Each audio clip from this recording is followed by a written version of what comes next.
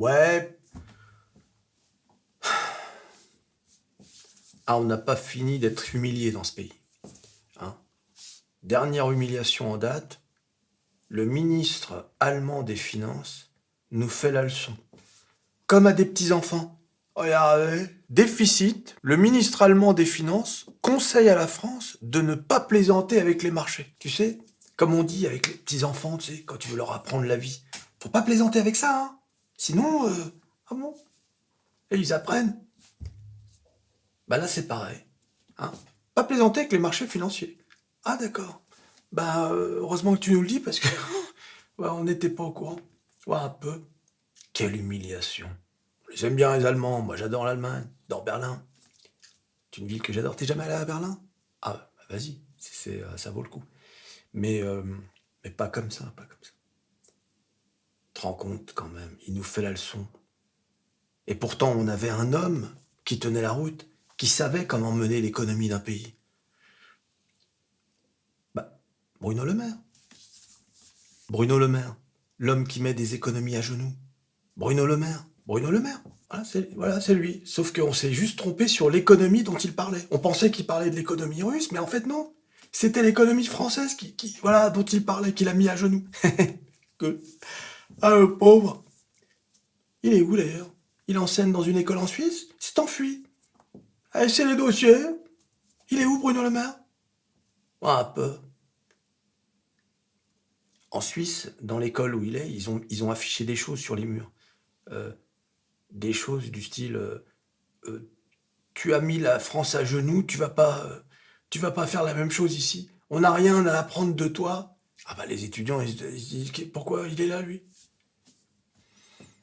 Il veut se présenter en 2027, je crois. Bah tu pourras voter pour lui. C'est une bonne idée. Et, euh, et du coup, bon bah le ministre allemand, pourquoi il nous dit ça déjà pour commencer? Parce que c'est bien beau, mais l'Allemagne se montre prudente sur le dossier budgétaire français. Ah, bah merci. Alors que la Commission européenne saluait ce lundi des premières discussions prometteuses avec le gouvernement français, bon, bah, c'est bon ça. Le ministre allemand des Finances, Christian Lindner, a averti qu'il ne fallait pas plaisanter avec la crédibilité des finances publiques vis-à-vis des marchés financiers. Alors qu'il était interrogé sur le dérapage du déficit public français, il n'a toutefois, bon, ça c'est la diplomatie, pas souhaité commenter directement le sérieux du plan français dans l'attente des explications du nouveau ministre. Il attend. Hein, c'est un ministre, hein, donc il y a un peu de diplomatie, on ne fait pas n'importe quoi, il y a un protocole. Mais il attend l'explication. Après, il va nous dire à quel point c'est pas sérieux. Un peu. Non, non, j'attends l'explication officielle. Non, mais c'est hors caméra. Non, je sais déjà que ça va être, voilà, ça va être n'importe quoi, mais c'est pas. D'accord. Vous êtes inquiet pour la France, monsieur le ministre? Non, c'est surtout pour nous qu'on est inquiet, parce qu'on partage la même monnaie. Ah oui, bah voilà, ils vont nous foutre dans la, hein. Bon voilà, je vais pas dire le mot, mais on est très très inquiet. Ah, il faut savoir que la dette de l'Allemagne, elle est, je crois, aux alentours de 60% de leur PIB. Nous, c'est 115. Normalement, les critères sont 3% du déficit et 60% du PIB pour la dette. Nous, on a doublé. On a doublé. On est, allez, 60, 115, normalement 120, mais on est aux alentours, d'ailleurs, on n'est pas loin de 120. Et le déficit, c'est pareil, on l'a doublé, on est à plus de 6% de déficit. On a du mal à comprendre. C'est peut-être, bah, tu sais qui? Manu Potter, le magicien. Manu Potter. Il a tout compris de travers, le pauvre. Il s'est dit, comme je suis 2 fois plus fort que tout le monde, je vais multiplier tous les chiffres par 2.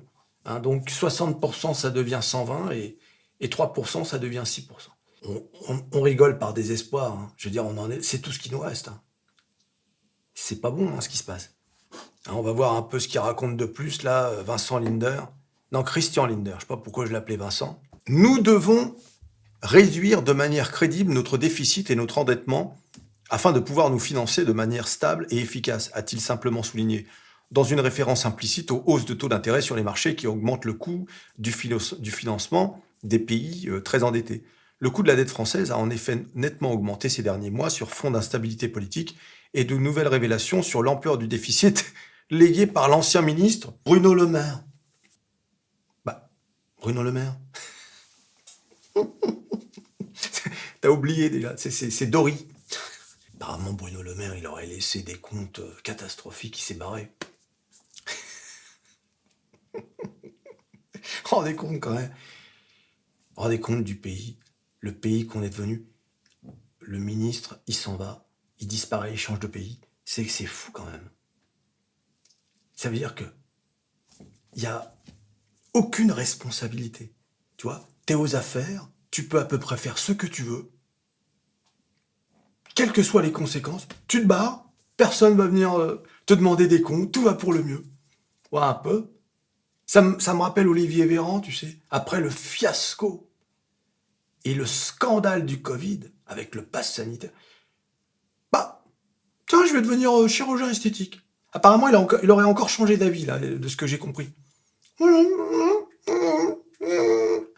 Tout va pour le mieux. Et puis quand Macron, en 2027, quittera le pouvoir, tu verras, lui aussi, il vaquera à ses occupations.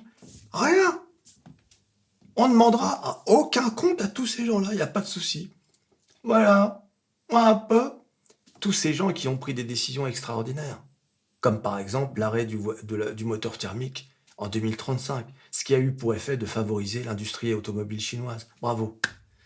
C'est extraordinaire. Aujourd'hui, ce sont les Allemands qui payent le prix de ça.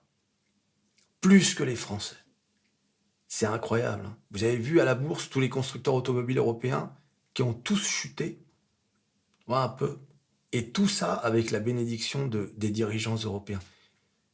Et rien ni personne ne prendra la responsabilité de ce fiasco, de ce désastre total. C'est fou quand même, le monde dans lequel on vit. On a du mal à le croire, ça. Et nous, on est là, tu sais. Qu'est-ce qui se passe? Un peu. Pendant ce temps-là, les Américains continuent de développer l'intelligence artificielle comme jamais. Nous, on ne sait pas trop où on va. Si tu fais la liste des mauvaises nouvelles, c'est une liste infinie presque. Tout s'accumule. La population vieillit, les gens ne font plus d'enfants. Enfin, c'est une catastrophe. Ouais. Autre conseil de Christian Lindner, respecter les règles européennes est une question de crédibilité internationale et de souveraineté. Il a raison. A d'ailleurs reconnu Antoine Armand. Ah non, je pensais que c'était Christian Lindner, mais c'est Antoine Armand, le nouveau ministre de l'économie. Alors lui, j'avais fait une vidéo sur lui. La dette à 3 228 milliards d'euros, fin juin, soit 112% du PIB, a gonflé d'un millier de milliards depuis 2017. J'aime bien comment ils ont écrit ça. A gonflé d'un millier de milliards. Écoute. Quand Emmanuel Macron est devenu président, ça c'est...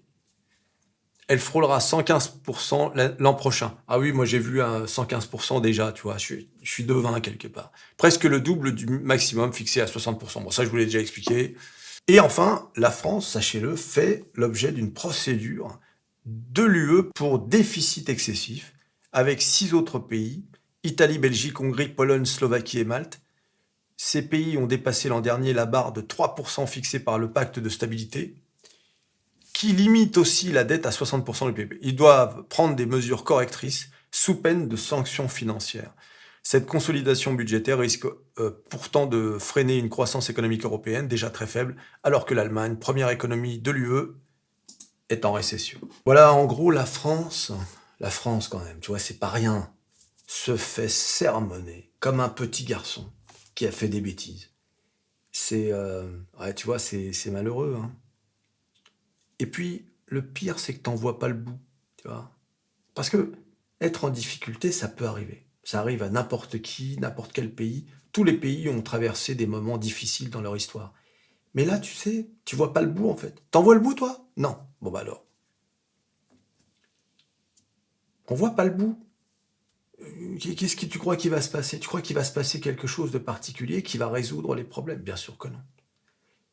Donc, voilà, on avance un peu comme ça.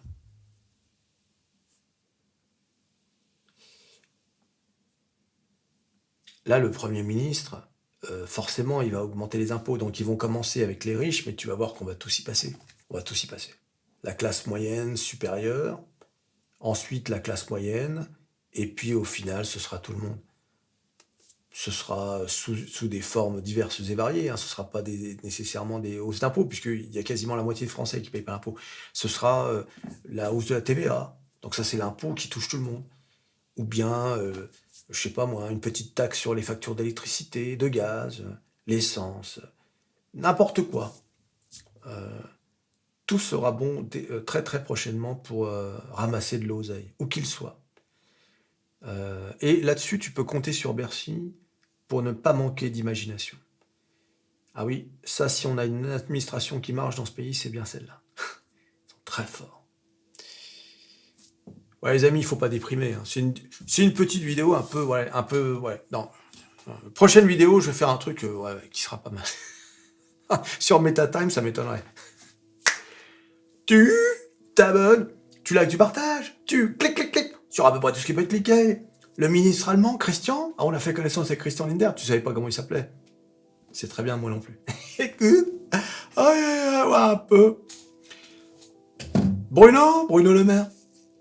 Mais si, l'homme qui... on se revoit à la prochaine vidéo. Allez, salut.